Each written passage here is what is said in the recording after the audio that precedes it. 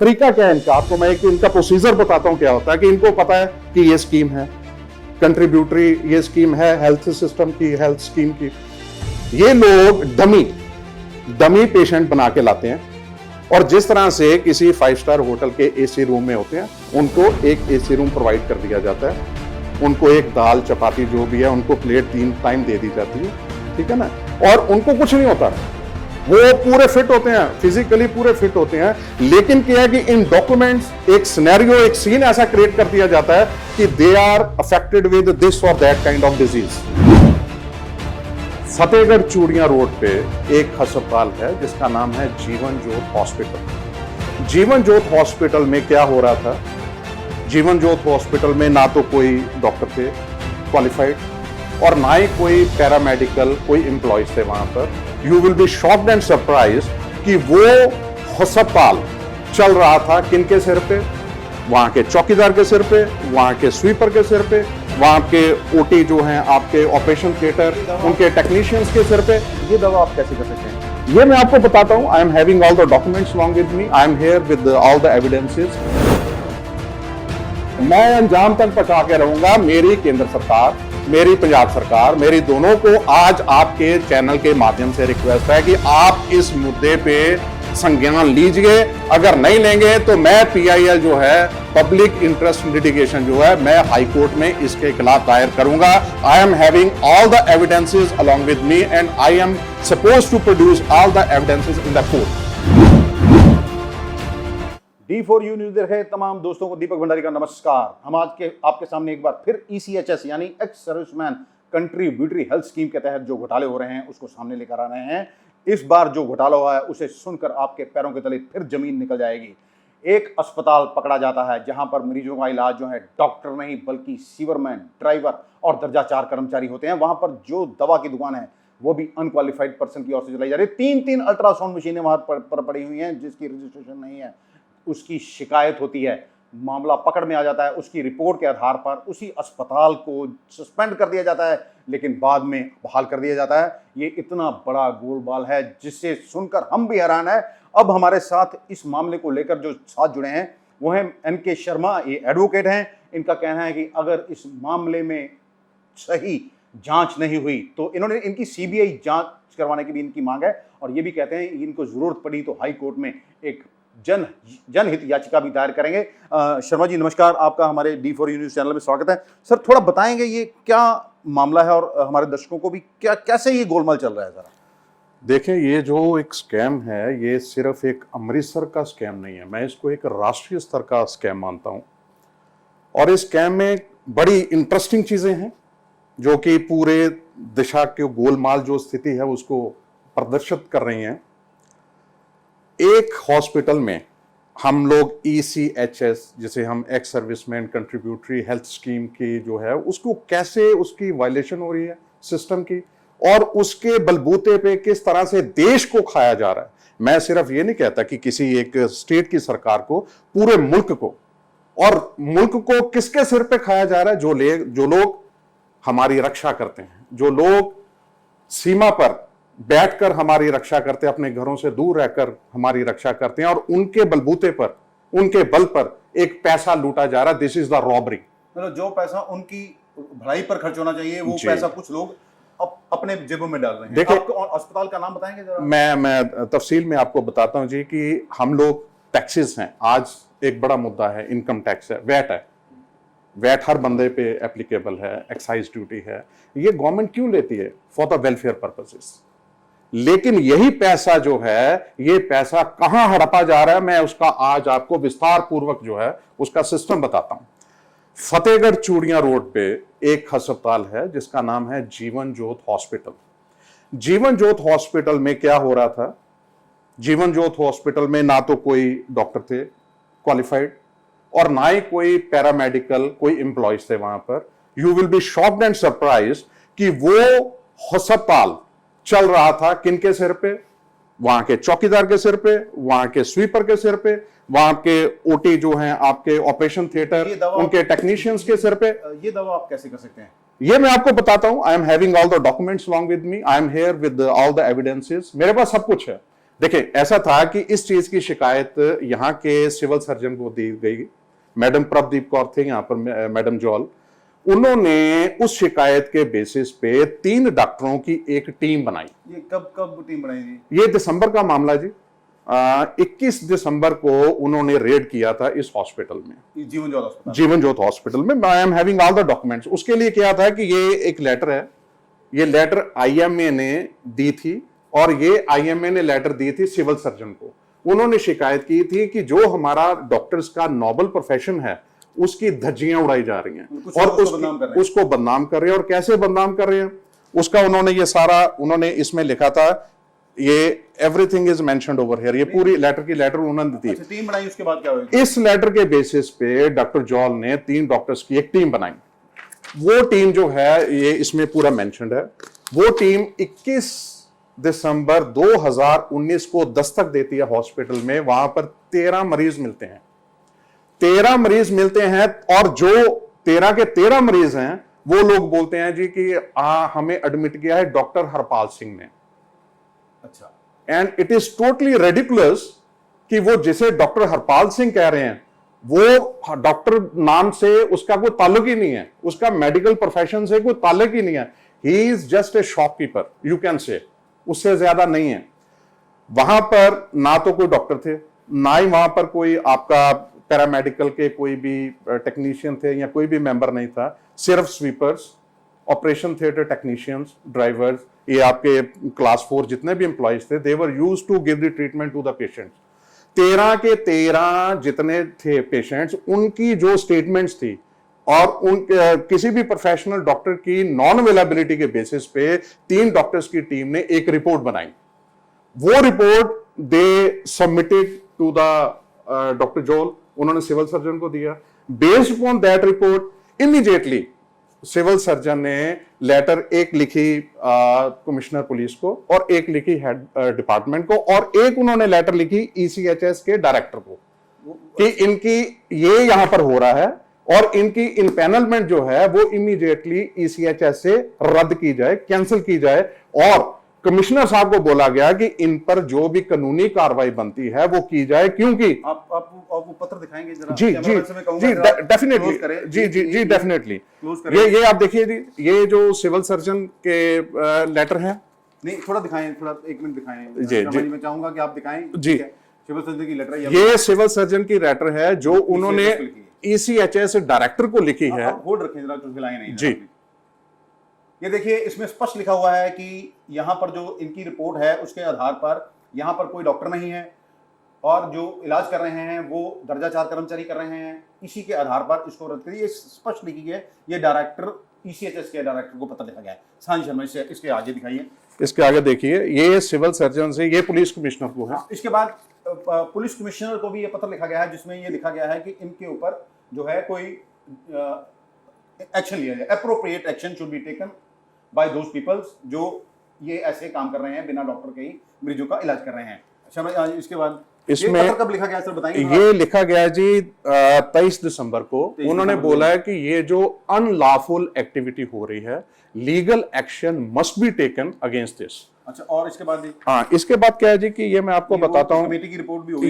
ये कमेटी की रिपोर्ट है जो 3 डॉक्टर्स, जी, जो 3 डॉक्टर्स की कमेटी थी, जिसमें 13 पेशेंट की स्टेटमेंट। मैं कैमरा में से कहूंगा कि ये इस रिपोर्ट पे भी फोकस करें कि 13 जो यहाँ पर पेशेंट एडमिट थे, 3 डॉक्टरों की टीम ने जब जांच की थी जीवन ज्योत अस्पताल की, तो उसमें क्या क्या था और क्या पैरामेडिकल ये क्या क्या उन्होंने पाया, उन क्या किन खामियों के आधार पर उन्होंने कहा था इनके ऊपर मामला दर्ज होना चाहिए। ये भी रिपोर्ट ये दिखा रहे हैं जी सर। आप और इसके अलावा आपके पास क्या? अब इसके बाद मैं आपको बताना चाहता हूं जी कि based upon the letter, based upon the request of civil surgeon, आगे क्या किया कि डायरेक्टर जो थे ईसीएचएस के, उन्होंने इनकी जो थी इनपैनलमेंट जो है ना ईसीएचएस की, उसको कैंसिल कर दिया।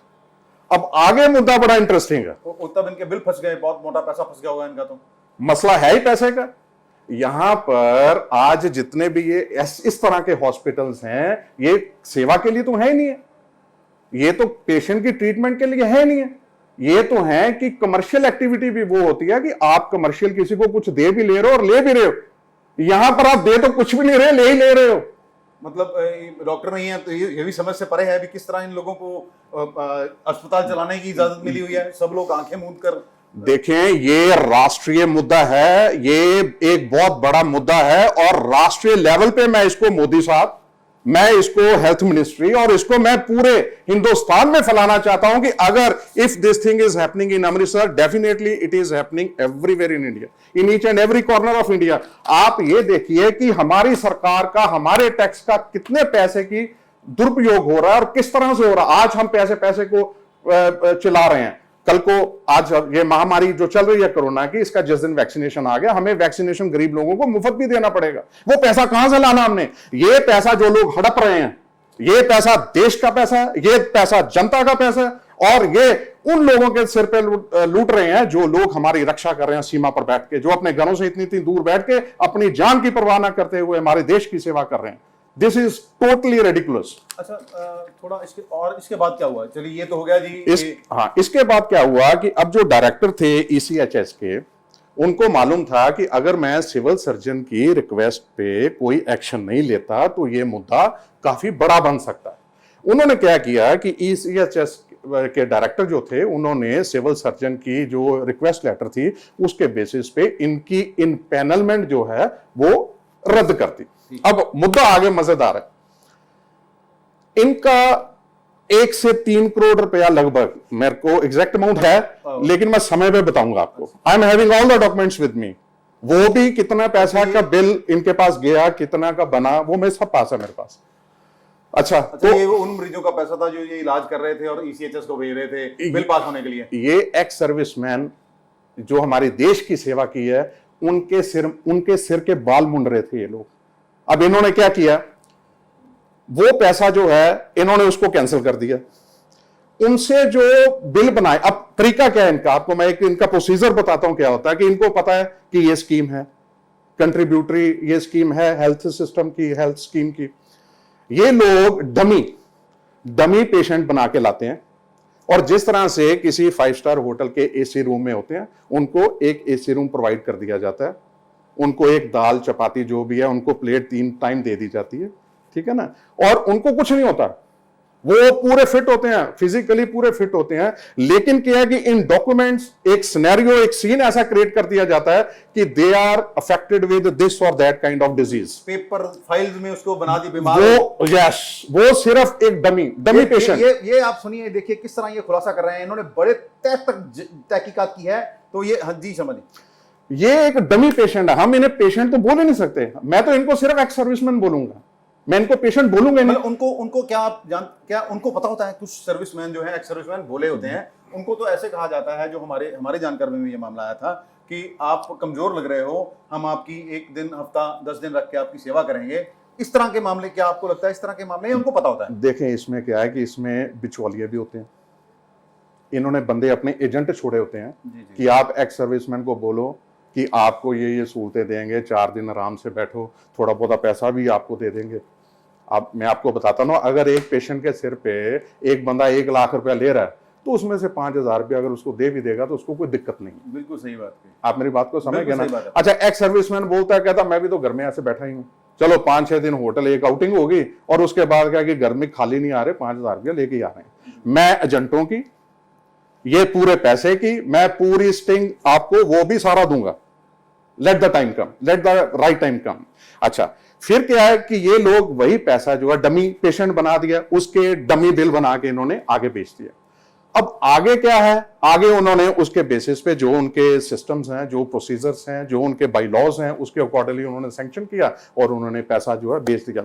इंटरेस्टिंग थिंग इज दिस कि वंस उनको पता चल गया कि यहां पर गोलमाल है, यहां पर हेरा फेरी हो रही है, यहां के सिविल सर्जन ने यह बात हमें बोली है कि एवरीथिंग इज डमी, फिर वहां से 1 से 3 करोड़ रुपया, उससे पहले वो रिम्बर्स कैसे हो गया इनको? आपने एक बात बताई थी कि उससे पहले एक लेटर इशू होता है सिविल सर्जन की ओर से ही कि ये लोगों, आपने लेटर हमें दिखाया नहीं है हमारे दर्शकों को, कि एक जो लेटर इशू होता है जिसमें बताया जाता है इन्होंने अपनी पुरानी जो है उसकी रेक्टिफिकेशन कर ली है। नहीं, मैं वो उस पर आ रहा हूँ, वो बात की बात है। देखें, उसी आधार पे आपने बताया ना, उसी आधार पे पैसा इनको ट्रांसफर। मैं आपको बताता हूँ इन्होंने क्या किया। इन्होंने जैसे मैं आपको एग्जैक्टली डेट बताता हूं कि इनकी 23/1/2020 को ईसीएचएस की डायरेक्टर की तरफ से इनकी जो इनपैनलमेंट थी दैट वाज कैंसल्ड।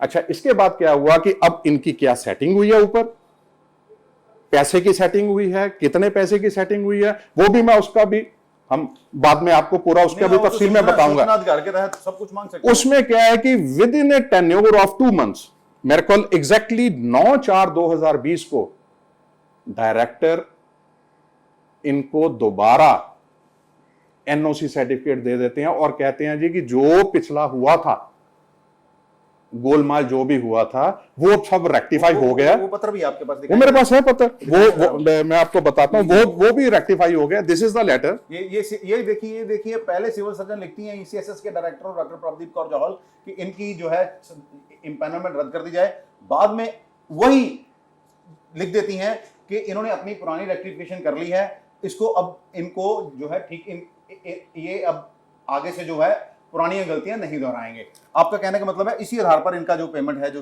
1 से 3 करोड़ रुपया है इनके खाते में ट्रांसफर हुआ, लेकिन इसकी कोई इंक्वायरी हुई? देखें ऐसा है, किस आधार पर ये मैं आपको बताता हूं। मैं यहां पर कटघरे में खड़ा करना चाहता हूं उस बंदे को कि जिस बंदे ने पहले कंप्लेंट की और दोबारा जिस बंदे ने बोला कि अब इनको एनओसी दे दिया जाए। क्या ये अपनी कुर्सी का दुरुपयोग नहीं है? किस बेसिस पे, ऑन व्हाट बेसिस? आप एक बंदे का एक बार कत्ल की पूरी कोशिश कर दी, फिर आपने बोला कि बंदा तो रिकवर हो गया, वो तो अटेम्प्ट ऑफ डेथ तो है ही नहीं और मर्डर है ही नहीं, अटेम्प्ट ऑफ मर्डर है ही नहीं, 307 का पर्चा तो है ही नहीं। यहां पर ये 307 का पर्चा बनता है। मैं उस तरफ से आपको बोल रहा हूं क्योंकि पिछला जो गोलमाल हुआ, जो 3 डॉक्टर्स ने report the, what was the action based upon that report?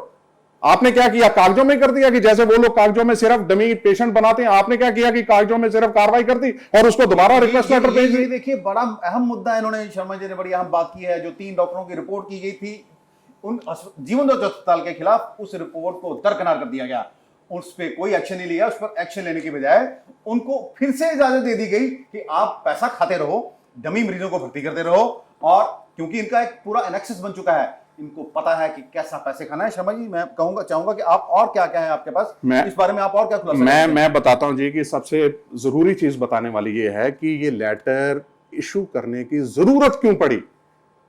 ये लेटर इशू करने की जरूरत सिर्फ फ्यूचर की कमाई के लिए नहीं पड़ी, ये कमाई पड़ी कि जो पिछली हमारी सेटिंग हुई है उसका क्या करना है। वो कहता है कि मेरे बिल तो वहां पर पड़े हुए हैं, मैं आपको कैसे दे दूं कुछ? वो कहते कोई बात नहीं, मैं जो लागे भी मेरी लेटर पे एक्शन हुआ था, मैं दोबारा लेटर डाल देती हूँ। इन्होंने तो लेटर लिखी, तो जिन लोगों ने बिल इशू कर दी है, क्या उनकी कोई गलती नहीं है? नहीं, उनको पता नहीं है। देखिए हमारा ये कहना है कि मुद्दा बड़ा गंभीर है जी। इसमें एक आदमी नहीं, इसमें बहुत सारे लोग शामिल हैं। देखें, और वो जो देश को खा रहे हैं, खोखला कर रहे हैं दीमक की तरह, उसमें हो सकता है कि हमारे कुछ नेतागण भी शामिल हों। क्योंकि दिक्कत ये है, जो ये तार जो हैं, ईसीएचएस के तार जो हैं, सीधे सेंटर के साथ जुड़े हुए हैं। मैंने एक तहकीकात की थी, उसमें अधिकारियों को, सेना के बड़े अधिकारियों को कहना है कि हम इन पे अगर एक्शन लेते हैं तो जो मिनिस्ट्री ऑफ डिफेंस है वो उसको बहाल कर देती है, हम क्या करें? ये इस बारे में आप थोड़ा इस बारे में भी बताइए। देखिए, मैं आपको एक चीज बताता हूं, अगर ये महकमा सेंट्रल गवर्नमेंट के अंदर है, अगर ये महकमा सेंट्रल गवर्नमेंट के अंदर है, कमिश्नर पुलिस तो पंजाब स्टेट के अंदर है ना। ये हमारी सरकार जो है आज विपक्ष की सरकार है पंजाब में। मेरे को हैरानी इस चीज की है कि ये मुद्दे पे हमारी लोकल सरकार क्यों चुप है।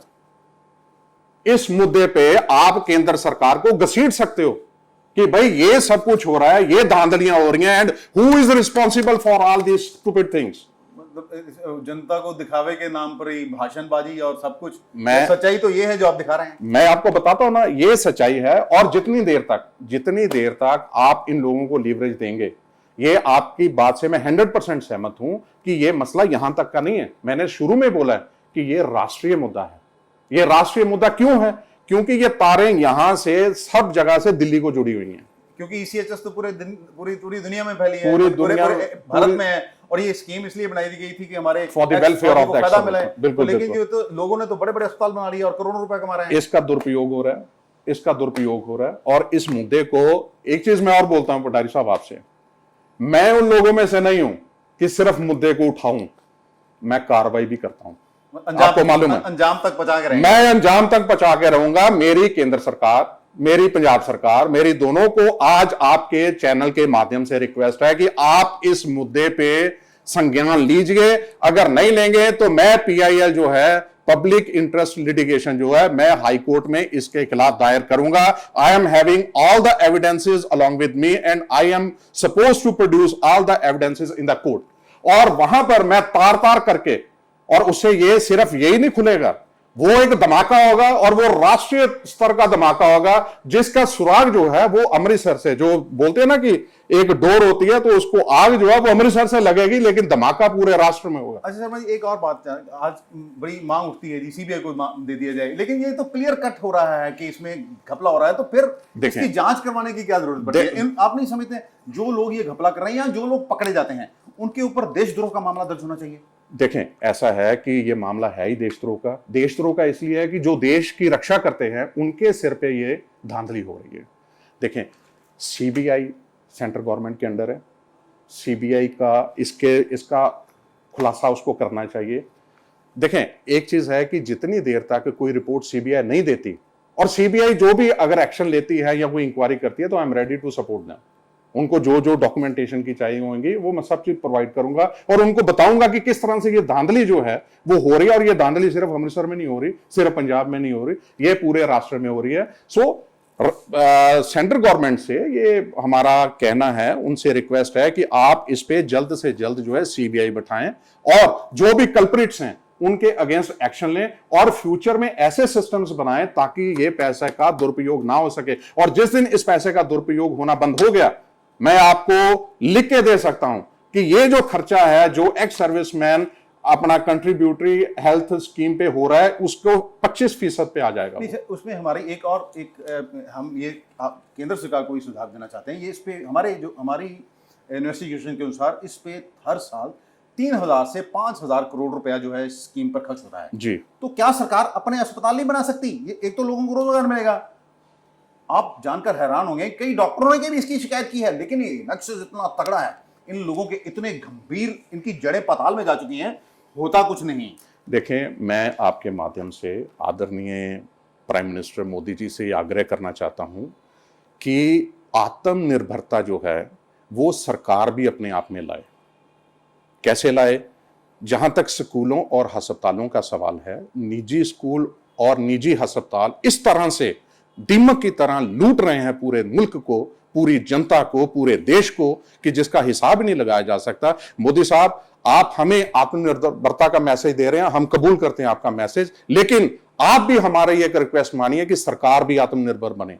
सरकार भी निजी हाथों पे हर चीज ना दे, कुछ एक चीजें अपने हाथ में रखे, कम से कम हेल्थ डिपार्टमेंट और एजुकेशन। मैं भंडारी साहब आपकी बात से बिल्कुल सहमत हूं कि गवर्नमेंट क्यों नहीं अपने इंस्टीट्यूशंस, हेल्थ इंस्टीट्यूशंस, अपने हॉस्पिटल्स क्यों नहीं खोलती, ताकि ये धांधलियां जो हैं, ये धांधलियां हो ही ना, और सब कुछ अपने कंट्रोल में हो। और उससे क्या है कि ये धांधलियां भी बच जाएंगी, और दूसरा क्या है कि लोगों को एक कन्वीनियंस भी मिल जाएगी, और नए बच्चों को रोजगार भी मिलेगा। अच्छा भाई, और कुछ आप बताना चाहें? भंडारी साहब, आप हैरान हो जाएंगे कि निजी अस्पताल भी अब ऑथोराइज हो गए हैं डेथ सर्टिफिकेट देने के लिए।